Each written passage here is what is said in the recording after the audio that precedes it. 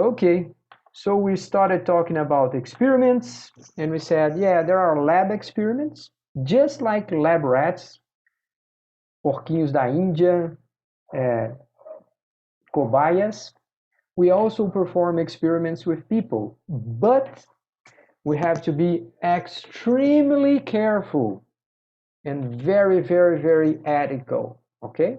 We have to be careful. We cannot create any sort of discomfort or harm in any way to people participating in experiments. This is a big deal.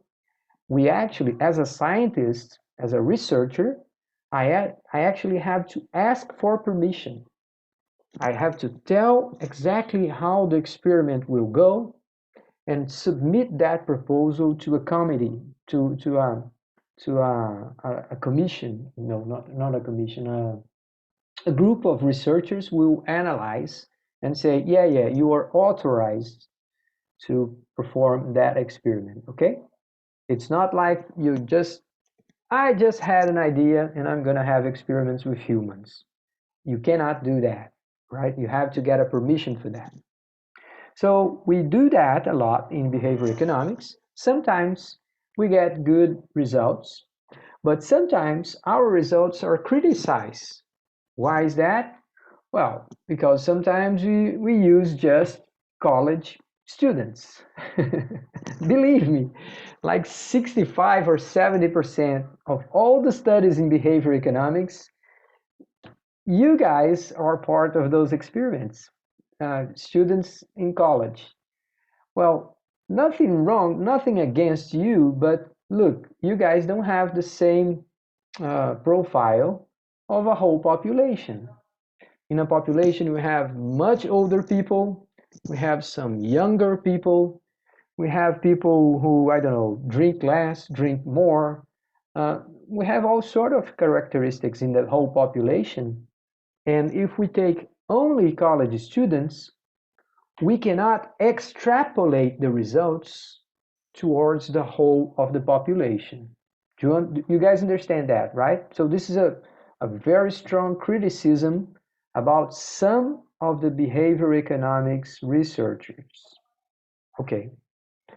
The second kind of experiments is what we call field experiments. So we are talking here about Esther Duflo. So if you want to see what works to keep kids in school in poor countries, well, that's what you do. You go to the field, you go to a country, and you talk to the Minister of Education, and you get this policy approved, and then you have this experiment going on at the real life experiments, right? We are going to schools, we are involving people in their real decisions. Once again, lots and lots of concerns about ethical problems, all right? We have to be very, very, very careful not to cause harm to anyone. And then we have what we call natural experiments. The pandemic is a sort of natural experiment. It is a hard one, and I don't believe that any sort of ethical committee, ethical uh, uh, it's not a commission. It's what we call ethical committee. Committee. I think it's committee. Yeah.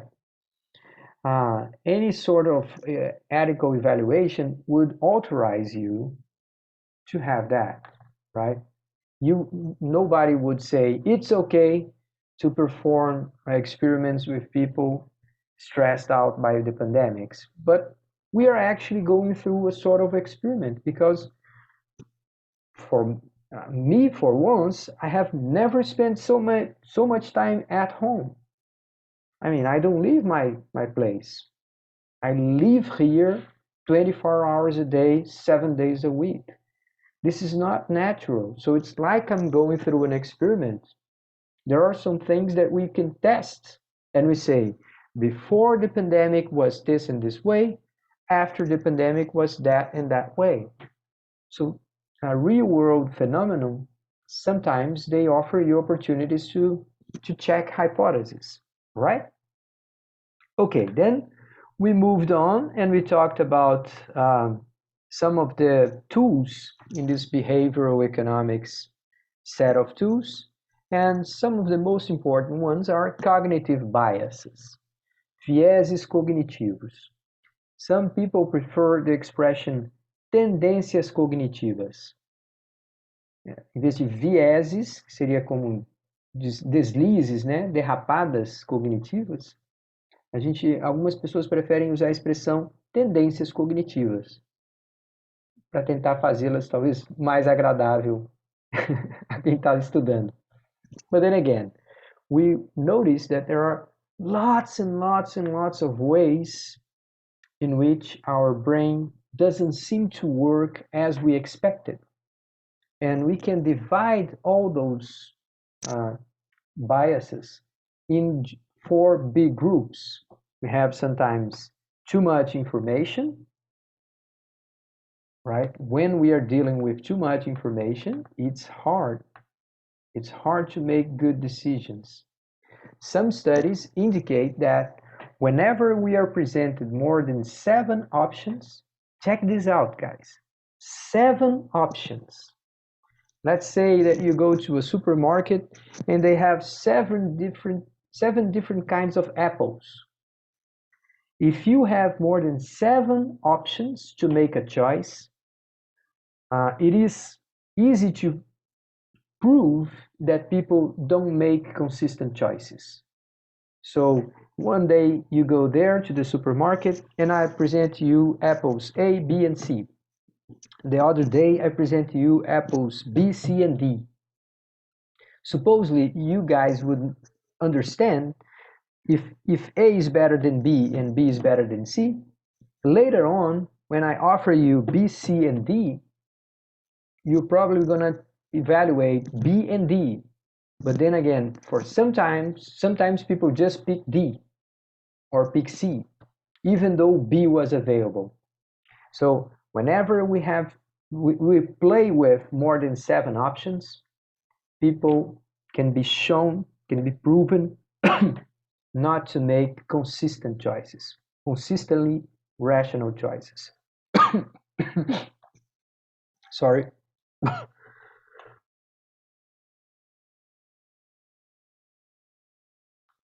All right. So one thing is this: when we have too much information, we make mistakes. But it also happens when we have not enough information. When we have little information, we also make lots and lots of mistakes. It happens in many different ways when we need to act fast, and it happens in many ways when we need to remember. So our memory, it is not a perfect register of what's actually going on. We have to learn how much we can trust our own memory, but sometimes we cannot, especially when it's a long time ago or things like that. Long-term memory, it's even more worrisome if we put too much trust on our memories. Okay, so here we have a bunch of them. Ambiguity effect: we don't like to make choices when the options are not clear. What is what? Which one is best? We tend to avoid making those choices. So if you want, for example, to invite people to make better choices about retirement, when they get old, they need to have some money, right? You have to save money over your life, so when you get old, you have money enough to retire. Those choices are many times very complex ones. And if choices are not clear, people just postpone the choices. They leave it for later, and that's not good at all. So one good way to improve people's choices about pensions and retirement plans is to try to be very precise on what are their options, okay? Then we have attentional bias. This is one that concerns me a lot. We are very worried about that. Our perception of real life is affected by our recurring thoughts. How many of you guys know these people? Sometimes friends, brothers, sisters, who keep watching those terrible shows at midday, you know, the ones Cardinal, esses shows de violência, que mostra corpos, violência nas comunidades mais violentas da periferia. You guys know this sort of shows, right? Okay, if you keep watching that all the time, at some point you're going to stop leaving your house. I mean, you cannot leave your house now, but you're going to be afraid of leaving the house. Your perception of reality is very much affected by how frequent you have some sort of thoughts, okay? And nowadays, we are talking too much about bad things. Sometimes we have to be careful. We have to take care of our mental health and try to expose our brain, our mind, to more positive things too, okay? All right, so we have a bunch of them. I'm not going to talk about all of them, just highlighting some of the most important ones.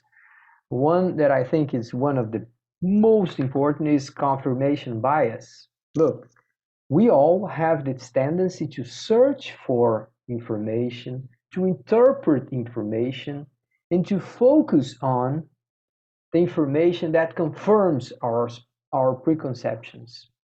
This is very, very important stuff because what it is science for, it is to protect us from confirmation bias.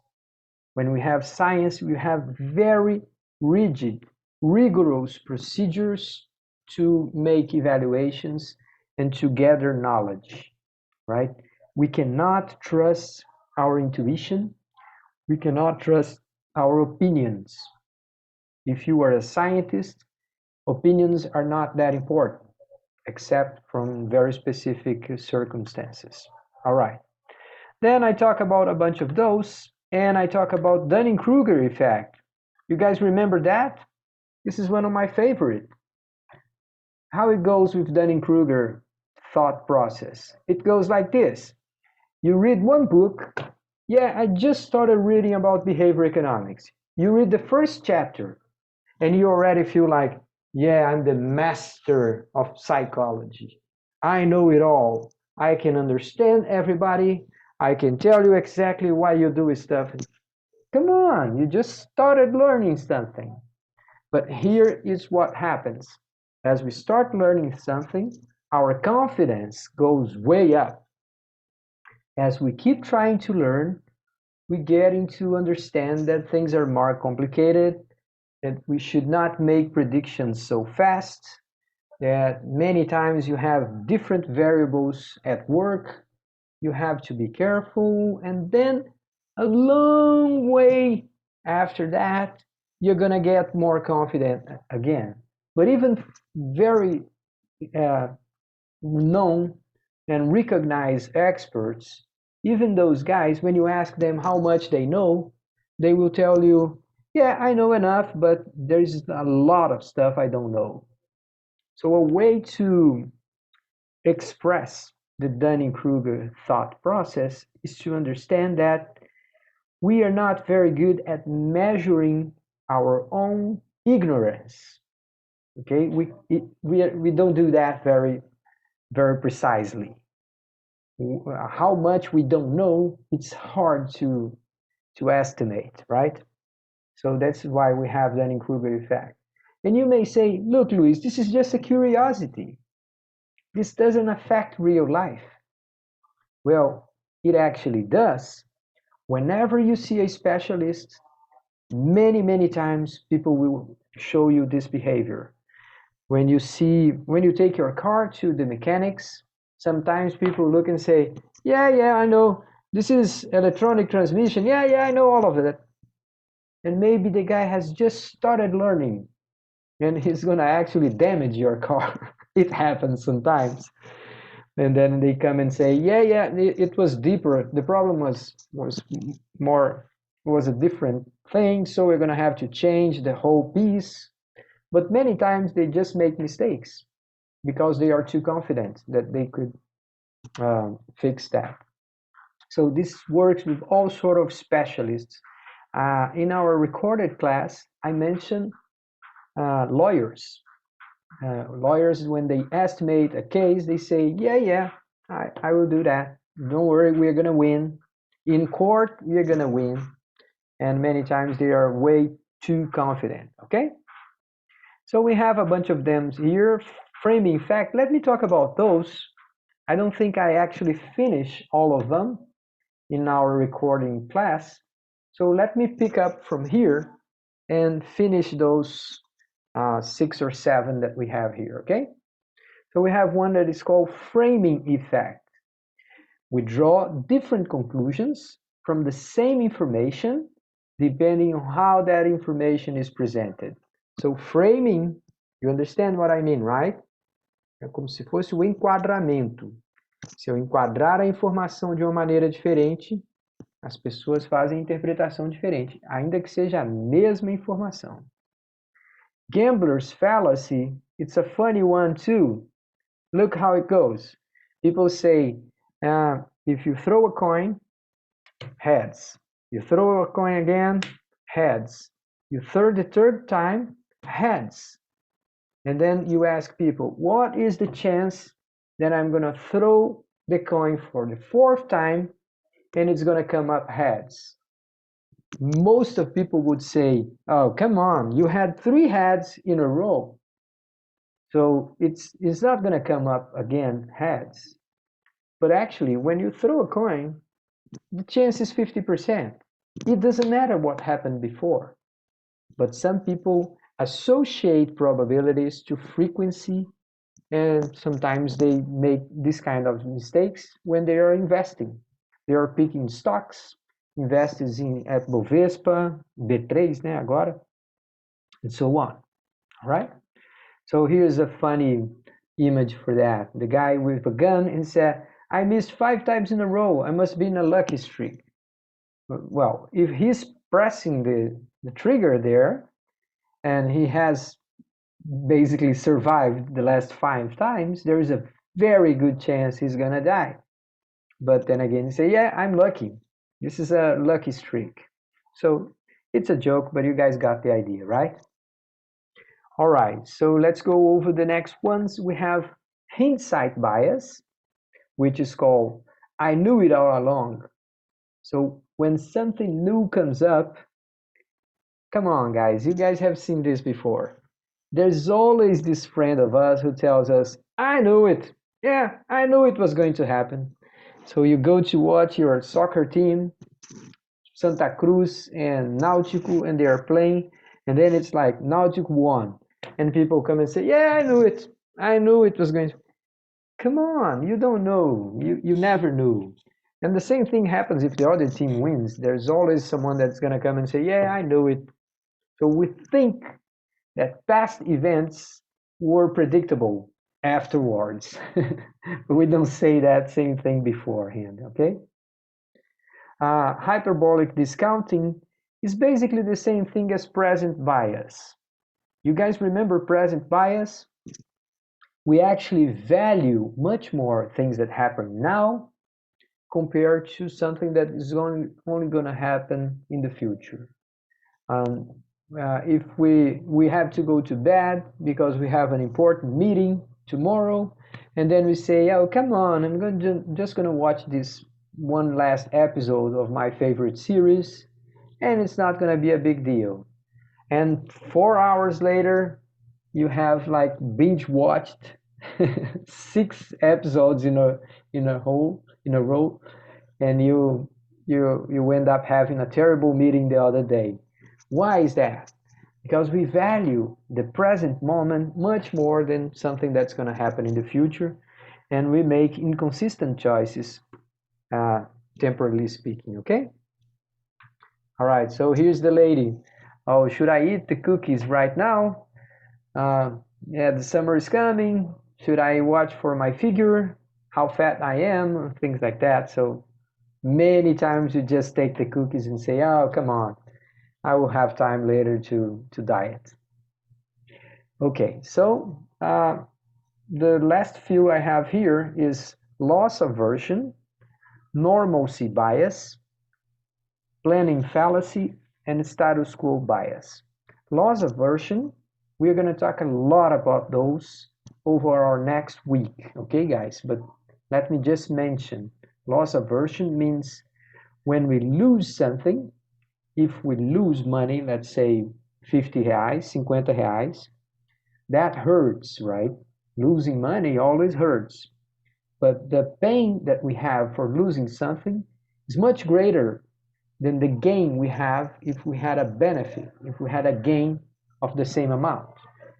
So, achar uma nota de 50 reais andando na rua nos traz um nível de felicidade.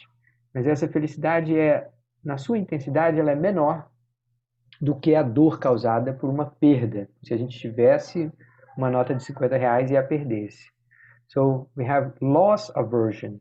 And the words that we are using here, loss aversion, is kind of a joke, kind of a play. Nós estamos brincando aqui com a expressão risk aversion. So in conventional economics, we use aversão ao risco. Aqui a gente está falando que o ser humano tem aversão à perda, which is something completely different, right?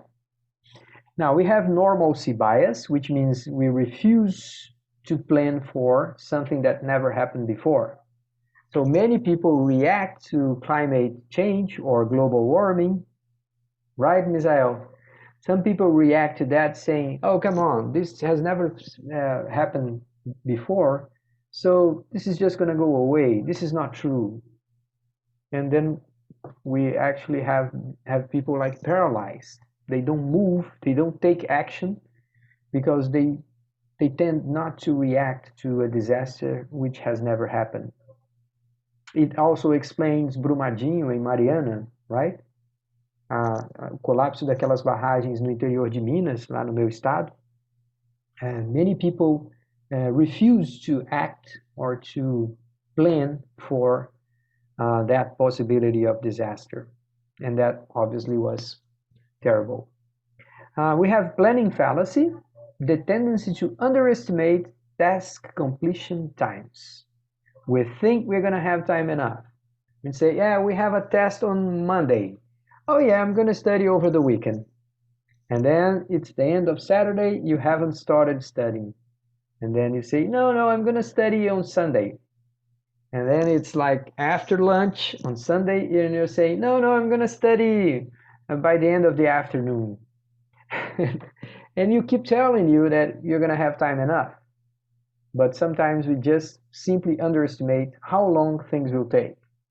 Many people fail to predict their calendar doing that. They say, okay, I'm going to have 6 meetings in this afternoon. And it's not going to work, right?